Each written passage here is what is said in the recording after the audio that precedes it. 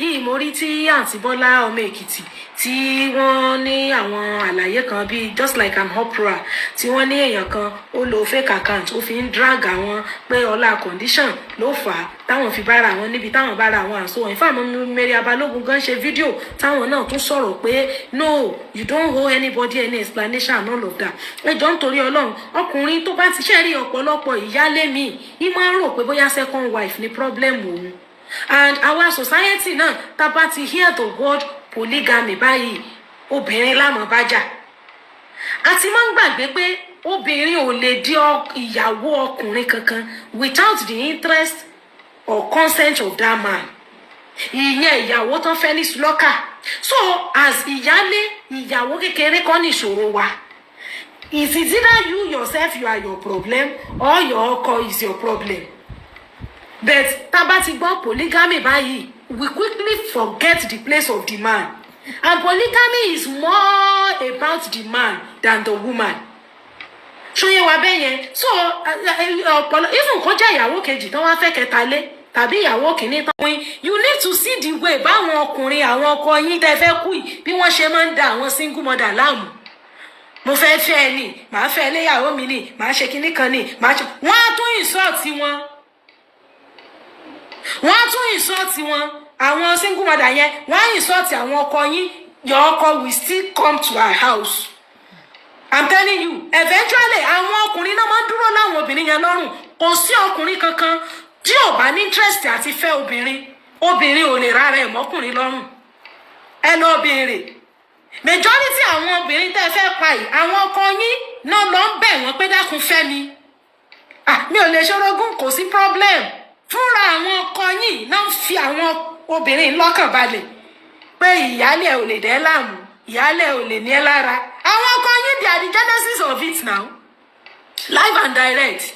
Àwọn ọkùnrin ni culprits because tí polygamy bá ti ṣẹlẹ̀, we quickly forget the place of the man. Ṣé bí mo ṣe wà mo lè kẹ́rù relé ẹnìkan kí n rè mọ̀ pé ra mi ń yàwó ẹ̀ láì jẹ́ wípé bóyá ó bá fẹ́ èèyàn wọlé ní ṣùlọ́kà èyí sẹ́ nígbà tó fẹ́ dáná wọ́n fi gbàjágbà lójú.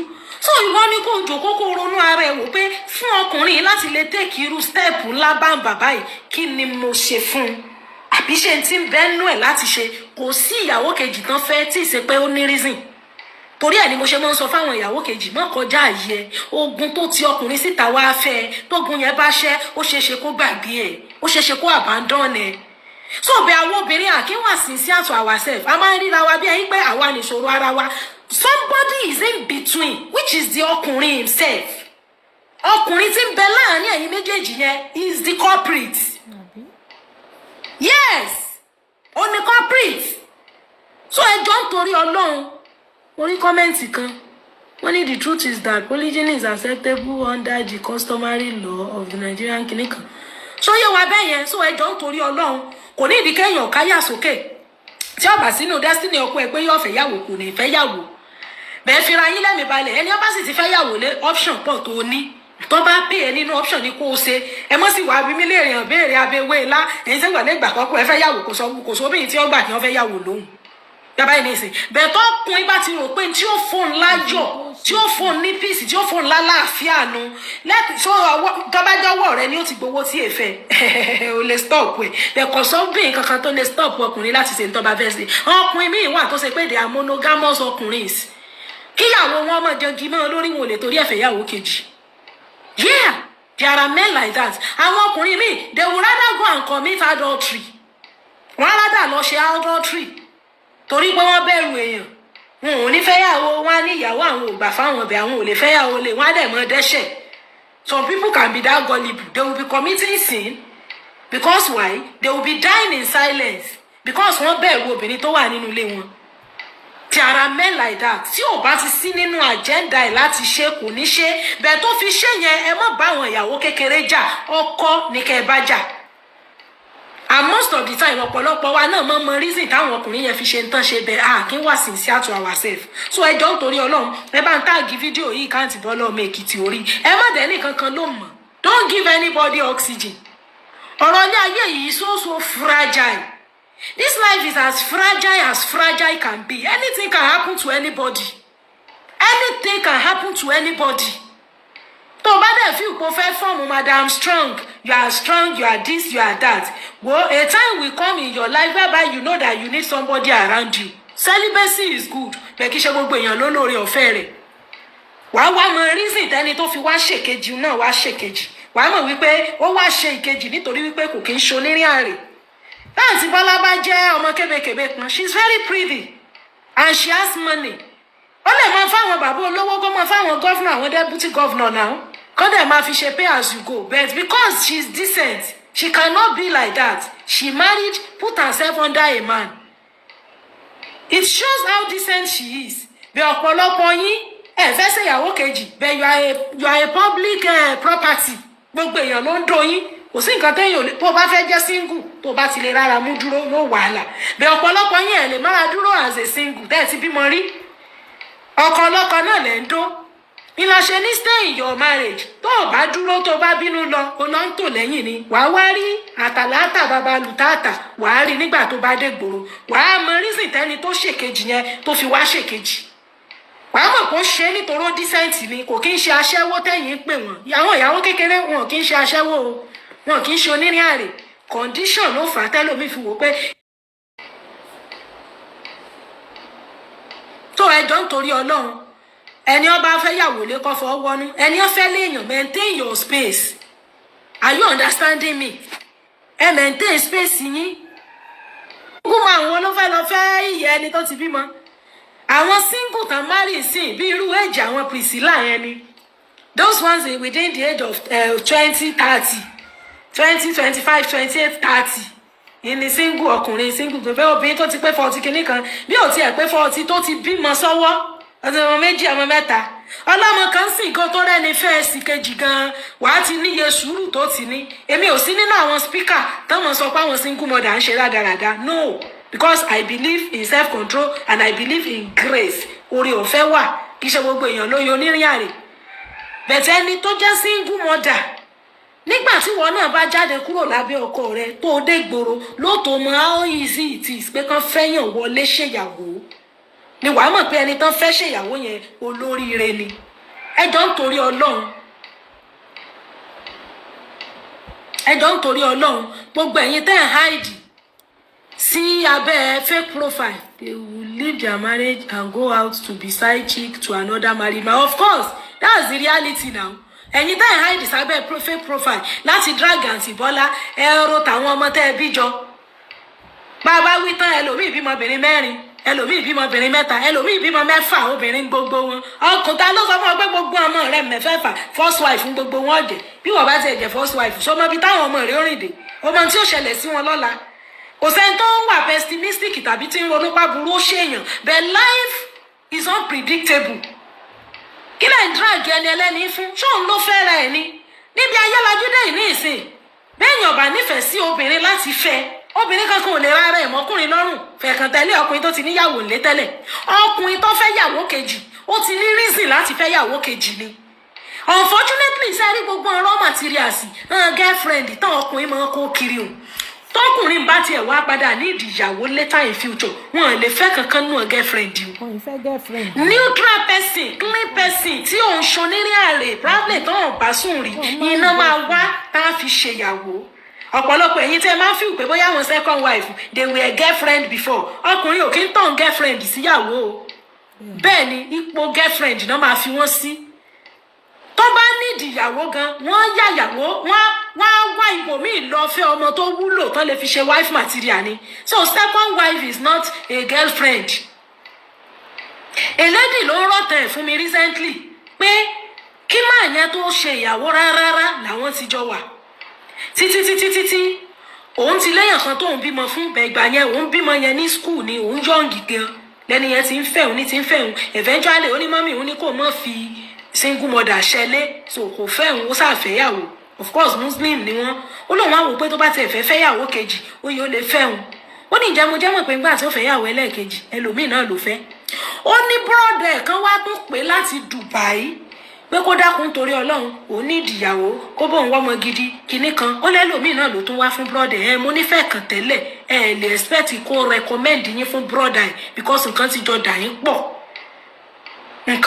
yín pọ̀ kò lè recommend yín fún brother ó ní brother yẹn lòun ò tiẹ̀ máa ń pẹ́ bẹ́ẹ̀ ni yẹn ò tiẹ̀ bíjọ ọmọ kan lọ at least is a sign of fertility pé òun kó tó lu ọmọ tó ṣàlè bímọ ó ní kò recommend òun ó ní bẹ́ẹ̀ lórí òun ti wá wálé pé so òun ò dẹ̀ fọkọ míì pé gbogbo àwọn tó ń rí wọn bá ti mọ̀ pé òun bímọ wọn fẹ́ òun ibẹ̀ lórí òun ti wá ṣẹ́ ẹ̀ pé so ẹni yóò rí òun nírìí ìyàwó rárá tó fi fẹ́ first wife táwọn ti jọ wà tipẹ́ o dó òun kọ́ lòun bímọ òun fún bẹ̀rún ti bímọ yẹn kóun tó pàdé ẹ̀bẹ̀ òun yọ̀ǹgì gan gbà yẹn òun sì wà bóyá bíi early 20s tóun fi bá a pàdé ó fi fẹ́ first wife ẹ̀ after so many years ó fẹ́ fẹ́ second wife ẹlòmíì ló fẹ́ ṣe second wife ó tó lọ opportunity pé èèyàn kan wáyàwó kò tó recommend òun lòun fi wá mọ̀ pé sex machine kan lórí òun fún lòun tó wá change mind òun pé òun ò nígbà kó súnmọ́ òun mọ́ so ọkùnrin tó bá fẹ́ fẹ́yàwó obìnrin tó jẹ́ wife material ní òfẹ́ so gbogbo ojú burúkú tẹ́ fi ń wo àwọn ìyàwó kékeré yẹn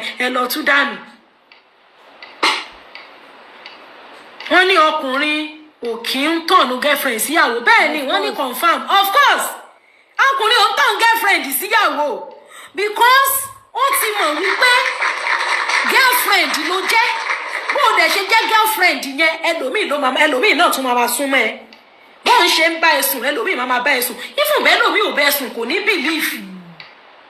belief ńlá ṣe ń sọ fáwọn ọmọdé àwọn teenagers àwọn young adults tó o bá ti ń gbà kọkùnrin máa bá ẹ sùn láì tí ì fẹ́ o ti ń reduce trust tọkùnrin yẹn máa ní sí ẹ because ó máa feel pé bó o ṣe ń gbà fóun ló ṣe ń gbà fẹ́ lòmíì so tó bá dọ̀la tó bá fẹ́ fẹ́yàwó kò ní fẹ́ ẹlòmíì ló máa fẹ́ so gbogbo àwọn ìyàwó kékeré tẹ̀ ń fojú burúkú wò yìí ìmí ò ní relationship pẹ̀lú ọkọ yín tó fẹ́ yẹn rí ìgbà tọkọ ronú pé I need to marry another wife ó máa ń ní reason bẹ́ẹ̀ ọlá pé kí n farabalẹ̀ kí n mọ̀ kí n lè sọ pé ibi tí mo ti kùnà rè ibi tí mo ti jẹ̀bi rè àwọn obìnrin I believe pé jẹ̀bi rí so reason yẹn ìjọ tó make up mind ẹ ó lè má jọjọ kan ó lè jẹ́ ìrònú ọdún méjì ọdún mẹ́ta ọdún mẹ́rin some men take them years before they take that decision but there is a reason ọjọ́ tó take decision kó n fẹ́ fẹ́yàwó ó lè jọjọ́ yẹn ló ṣe bẹ̀rẹ̀ sí fojú sọ́nà tó bá ní ẹgbẹgbẹ̀rún girlfriend kò lè sọ kankan dìyàwó nínú gbogbo wọn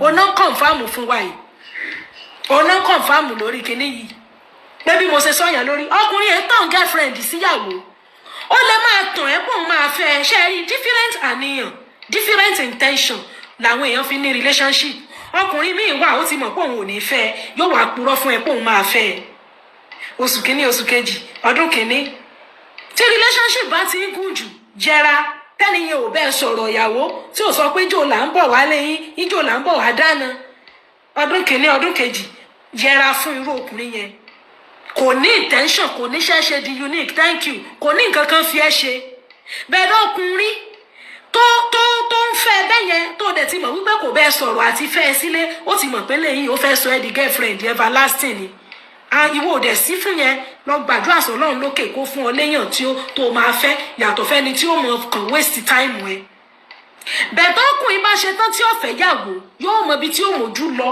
tí ó rè fẹ́ ìyàwó bẹ́ẹ̀ ọkùnrin ètò girlfriend síyàwó gbogbo àwọn second wife ọkùnrin tó ń fi àníyàn máa fẹ́ déètì ẹ ó ní jẹ́ àníyàn yẹn ni wọ́n fi déètì ẹ pé ó máa fẹ́ ẹlòmíì àti ẹ̀ lóun ò níyàwó lé ó lè níyàwó òun ti lọ ó lè níyàwó òun ti kú ó lè lóun ò níyàwó tí ó sì purọ́ tíyàwó sì ń bẹ́nu ilé rẹ̀ the day you discover you discard yourself away from him kì í ṣẹ̀bi rẹ àníyàn tó fi déètì ẹ àníyàn pé single man ni eventually ló mọ̀ pé kì í ṣe single ọ̀tọ̀ nìyẹn but ẹni tó ti mọ̀ kó níyàwó tí sì ṣe pé day one ó sọ pé tó mo níyàwó ọbẹ̀ mo fẹ́ fẹ́ yàwó kejì you understand tí kàn dé tiẹ̀ tí ń fún ọ lówó tí ń ṣe pé àsùkò tí ń ba yí ẹ jẹ́ tí ń bọ ọsùn tí ń ba yí ẹ jẹ́ ó ti mọ̀ pé ìyẹn ò ní ẹ fẹ́ kó bá dọ̀la gan by reason of anything tó bá ní ìdìyàwó kejì kò lè ronú kàn láyé because position tó fi rẹ̀ sí ni.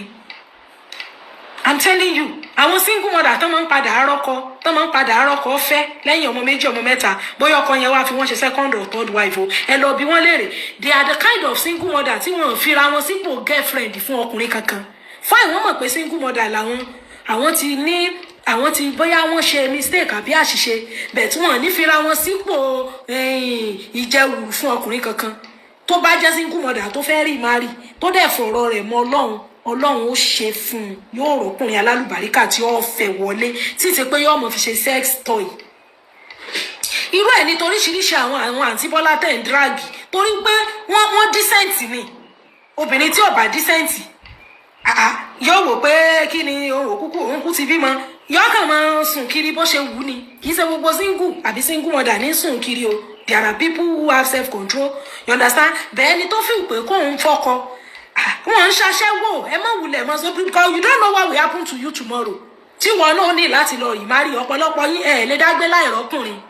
Tí nǹkan kan bá ṣẹlẹ̀ bí ọkùnrin mi lẹ́ lọ tòsí lẹ́yìn o sì ti bímọ 3 mẹ́rin bọ́ bá padà rẹ ní fi ọwọ́ lé gan number 2 number 3 náà ló ṣe ìyẹn ò sínú àròpin. So ìwà burúkú tó bá ti wù sí àwọn eléyìí tó ti fọkọ bú wọn tó ti ṣe gbogbo ẹ̀ that is when you will face what they are facing too. So ẹ jọ̀ọ́ nítorí Ọlọ́run. Wọ́n ní àníyàn tí obìnrin fi máa ń déètì ọkùnrin máa ń fà á lọ́pọ̀ ìgbà láti máa jẹ́ kí ọkùnrin ó fẹ́ wọn. Bẹ́ẹ̀ ni bùkátà wọ́n ní nípa bùkátà of course bùkátà nígbà míì especially single mother à ń sọ̀rọ̀ àwọn single mother because majority àwọn ìyàwó kékeré yìí they are single mothers. Àwọn tí wọ́n jẹ́ sisi tán bímọ rí tán jẹ́ ìyàwó kékeré wọn pọ̀ wọ́n wà bẹ́ẹ̀ wọ́n pọ̀. Majority àwọn ìyàwó kejì ìyàwó kẹta yìí they are single mothers, you understand, and position does not matter. Bẹ́ẹ̀ jọ nítorí Ọlọ́run the summary of this point is that tá a bá ti fẹ́ drag anybody lórí polygyny ọkùnrin ní ẹjẹ́ àrè dragi òun lọ́mọ nítorí obìnrin ò lè dìyàwó ọkùnrin láì jẹ́ pé ọkùnrin ó wù láti jẹ́ pé kẹ́ni dìyàwó òun. Gbà mélòó lọkùnrin fi ń yọ obìnrin lẹ̀ tó bá ti stop picking your call ó parí kò ní ìdí ẹ mọ́nu. But for a man to have taken that step ó wù kó fẹ́ yàwó ni. Ẹ jọ̀ọ́ nítorí Ọlọ́run ìwọ tó jẹ́ yàwó kékeré tó jẹ́ kán halẹ̀ mọ́ ẹ tó ń sunkún kiri wàhálà ló kó rẹ̀ sí o. Torí ìgbà tó ń dirù tó sì mọ̀ pé ibi tó ń lọ èèyàn kan ti wà bẹ́ẹ̀ tẹ́lẹ̀ ìsìsẹ́ pé ẹjọ́ fẹ́ mọ gbénú ilé tó mọ gbé ọ̀tọ̀ tó wá dirù tó di wèrè mẹ́rù sórí pẹ́rù rẹ̀ ò pé ọba ti ń relé orogún wọ́n máa di wèrè mẹ́rù ni.